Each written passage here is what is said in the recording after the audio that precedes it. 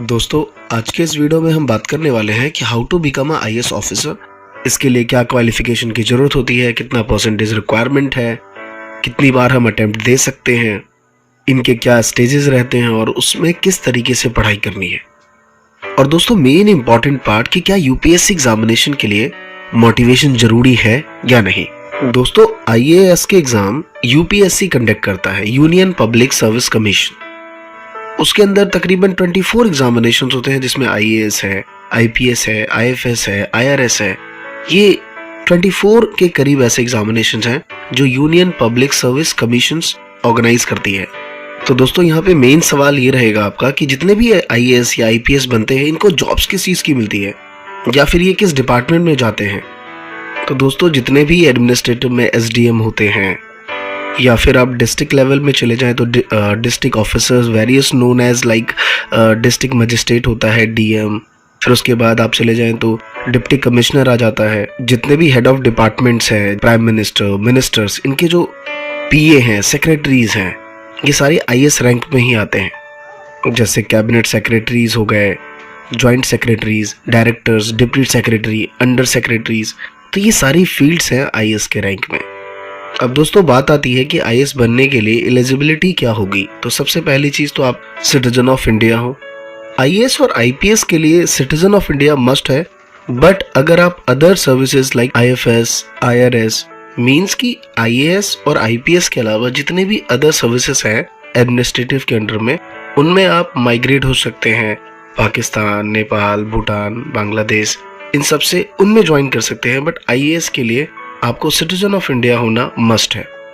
और दोस्तों, यहाँ पे आपको एसेंशियल क्वालिफिकेशन ये जरूरत है कि आप बैचलर डिग्री हो। किसी भी रिकॉग्नाइज्ड यूनिवर्सिटी से आप बैचलर की डिग्री आपके पास होनी चाहिए। कोई परसेंटेज की रिक्वायरमेंट नहीं है कि आप यूपीएससी के एग्जामिनेशन के लिए 50%, 60% की जरूरत है, नहीं। आप जस्ट एक पास होंगे किसी भी डिग्री कोर्स से, चाहे वो बीए होगा, बीकॉम होगा, बीएससी हो सकता है, तो आप यूपीएससी के एग्जाम दे सकते हैं। और दोस्तों, इसमें जो एज का क्राइटेरिया रहता है वो 21 to 32। आपका जो एज है वो इस बीच में ही रहना चाहिए, मींस कि 21 से 32, और वो भी टिल कब 1 जुलाई तक का होना चाहिए।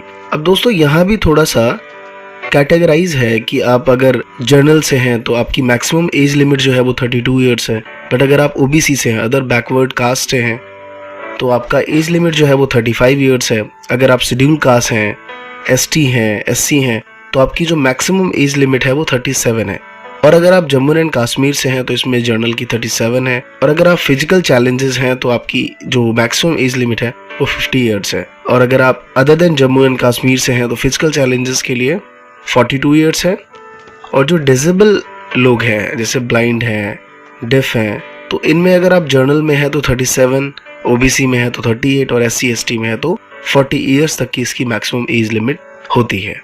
अब बात आती है दोस्तों कि हम इसमें कितने अटेम्प्ट दे सकते हैं। तो जो जनरल कैटेगरी के हैं उनके लिए 6 अटेम्प्ट होते हैं, और जो ओबीसी से हैं उनके लिए 9 अटेम्प्ट, और जो एससी एसटी के लिए है उनके लिए till the age of limit. Same condition Jammu and Kashmir वालों के लिए है, बट उनके लिए जितनी मैक्सिमम एज लिमिट है वहां तक की वो एग्जामिनेशन दे सकते हैं। और जो फिजिकल डिसेबल हैं, डिफ हैं, ब्लाइंड हैं, उनके लिए जर्नल वालों के लिए तो 9 अटेम्प्ट, और जो एससी एसटी वालों के लिए उनके लिए अनलिमिटेड है, और डिसेबल वालों के लिए सेम केस है, अनलिमिटेड।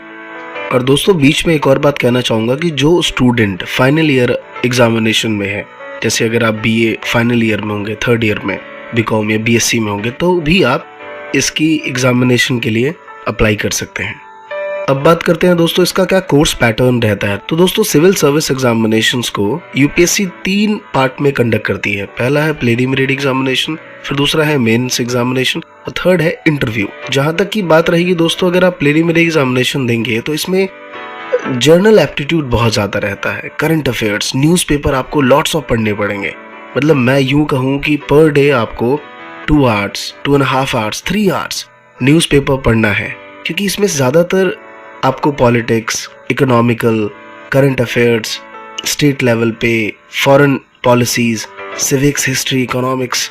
और दोस्तों, प्रीलिमिनरी के ये 2 एग्जामिनेशन पैटर्न है, ये दोनों 200 मार्क्स के होते हैं, और ये मल्टीपल चॉइस क्वेश्चंस होते हैं, ऑप्शंस वाले एमसीक्यू क्वेश्चंस होते हैं यहाँ पे, जिसमें आपको मिनिमम पासिंग मार्क्स 33% लाना है।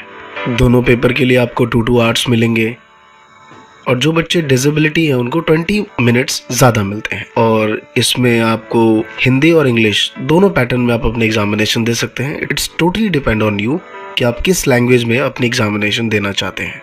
और दोस्तों मैं एक बात फिर से क्लियर कर दूं कि जो बच्चे प्रीलिमिनरी एग्जामिनेशन देंगे, अगर ऐसा आप सोचते हैं कि ये बहुत टफ सब्जेक्ट है, बहुत कुछ हाई लेवल का आएगा, तो ऐसा बिल्कुल भी नहीं है। पहली बात तो ये मल्टीपल चॉइस क्वेश्चन है।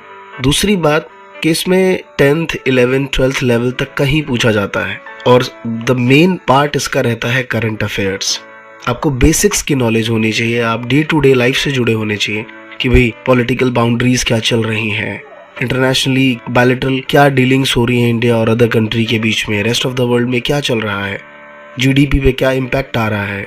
इन सारी बातों पे आपको समझना है इन प्रीलिमिनरी एग्जामिनेशन में।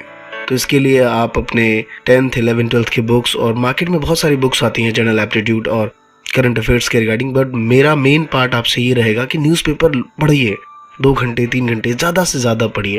और ऐसा नहीं है कि मंथ के एंड में कोई पत्रिका ले ली, उसे पढ़ लिया, पूरे महीने का कोटा पूरा नहीं, इससे कुछ समझ नहीं आएगा। आपको आईएएस बनने के बाद जो करना है वो अभी करना है, वो सारा अभी समझना पड़ेगा, तभी आप ये एग्जामिनेशन क्लियर कर पाएंगे।